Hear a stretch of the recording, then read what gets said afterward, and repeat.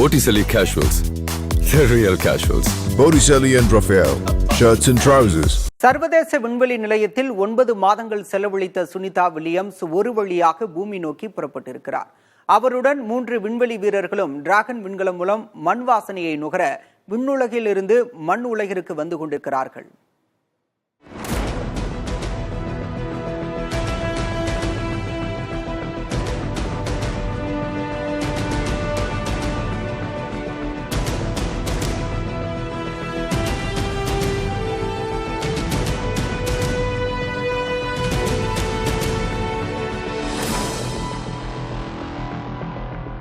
For departing Crew 9 crew members posing for some final photos. சர்வதேச விண்வெளி நிலையத்திலிருந்து விடைபெறும் முன்பு சக வீரர்களுடன் சுனிதா வில்லியம்ஸ் மகிழ்ச்சியுடன் எடுத்த புகைப்படம் தான் இது.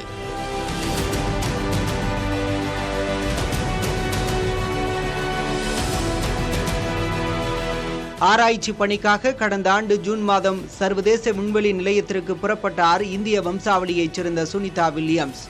புட்ச் வில்மோர் என்பவருடன் போயிங் நிறுவனத்தின் ஸ்டார்லைனர் விண்கலத்தில் பறந்த சுனிதா விண்வெளி நிலையத்தை அடைந்து ஆராய்ச்சியையும் தொடங்கினார். பூமிக்கு திரும்ப கடந்த ஆண்டு செப்டம்பர் மாதம் திட்டமிடப்பட்டிருந்த நிலையில் விண்கலத்தில் ஏற்பட்ட கோளாறால் அது நடைபெறாமல் போனது.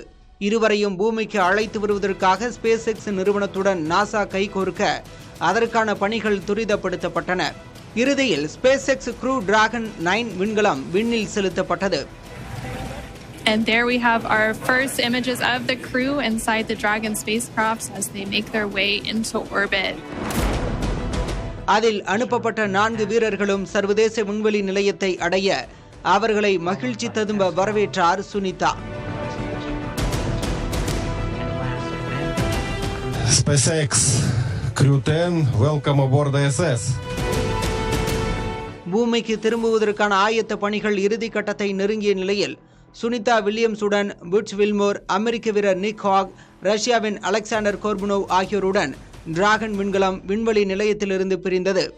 And undocking confirmed. டிராகன் விண்கலத்தின் பூமியை நோக்கிய இந்த பயணத்தில் அடுத்தடுத்த நிலைகள் குறித்து விஞ்ஞானிகள் விளக்குகின்றனர்.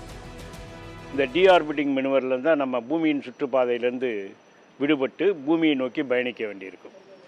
பிறகு ரீஎன்ட்ரினா உட்புகுதல், மறுபடியும் நம்ம திரும்பி வர்றது. மிகப்பெரிய வெப்பநிலை ஒரு ஏறக்குறைய 3000 டிகிரி சி வரைக்கும் இந்த ஸ்பேஸ் கிராஃப்ட் இப்போ தாங்க போகுது. இவங்க 4 பேரை வச்சுருக்கிற கேப்சூல் ஒரு 3000 டிகிரி வெப்பத்தை தாங்கி நம்முடைய வளிமண்டலத்தில் உள்ளே நுழைய போகுது. நுழைந்த பிறகு கரெக்டான இடத்துல கடலில் இறக்கணும். இதுதான், வேற இது ரெண்டும் மேஜர். இது இந்த 9 மாத பயணத்தில் பல்வேறு ஆராய்ச்சிகளில் ஈடுபட்டிருக்கிறார் சுனிதா வில்லியம்ஸ். விண்வெளியில் உணவு உற்பத்தி செய்ய லெட்யூஸ் கீரை செடி வளர்ப்பு குறித்த ஆய்வு, விண்வெளி நிலைய காற்றில் கலக்கும் நீரை பிரித்து எடுக்கும் புதிய கருவி பற்றிய பரிசோதனை என்று அவரது பணிகள் தொடர்ந்தன. சந்திரன்லேயோ மார்ஸ்லேயோ போய் மனிதன் குடியிருக்கணும்னா அங்கே தேவையானது என்ன? முதல்ல ஆக்சிஜன் தேவைப்படும். அப்புறம் அங்கே போனால் அங்கேருந்து திரும்பி வர்றதுக்கு உண்டான ஃபியூயல் வேண்டிய இருக்கும். பின்ன அங்கே இருக்க இவங்களுக்கு தண்ணி இருக்கா அல்லது அங்கே உயிரினங்கள் வைக்க முடியுமாங்கிறத பார்க்குது. இதெல்லாம் செய்யக்கூடிய எக்ஸ்பெரிமெண்ட்டை இப்போ ஆக்சிஜனை எப்படி உண்டாக்குறது அப்படிங்கிறத காஸ்மிக் ரேஸ், பிரபஞ்சத்திலேருந்து வரக்கூடிய காஸ்மிக் ரேஸை அதை ஹீட் பண்ணாலோ அதை பிரித்து எடுத்தாலோ அந்த ரேஸில் இருக்க பார்ட்டிகிள்ஸ்லேருந்து எடுத்தாலோ அதுலேருந்து ஆக்சிஜன் உருவாக்கலாமா அப்படிங்கிற ஒரு எக்ஸ்பெரிமெண்ட் பண்ணியிருக்காங்க. ரெண்டாவது மருத்துவத்துக்கு மெயினாக நிறைய எக்ஸ்பெரிமெண்ட் பண்ணியிருக்காங்க. டிராகன் விண்கலம் மூலம் புதன்கிழமை அதிகாலை வேளையில் புளோரிடாவில் சுனிதா வில்லியம்ஸ் உட்பட 4 வீரர்களும் தரையிறங்குவார்கள் என எதிர்பார்க்கப்படும் நிலையில் இந்த நிகழ்வை உலகமே எதிர்பார்த்து காத்திருக்கிறது.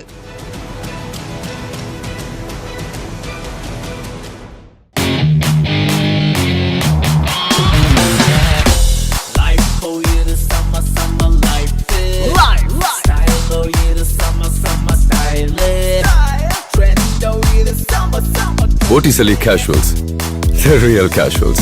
Botticelli and Raphael, shirts and trousers.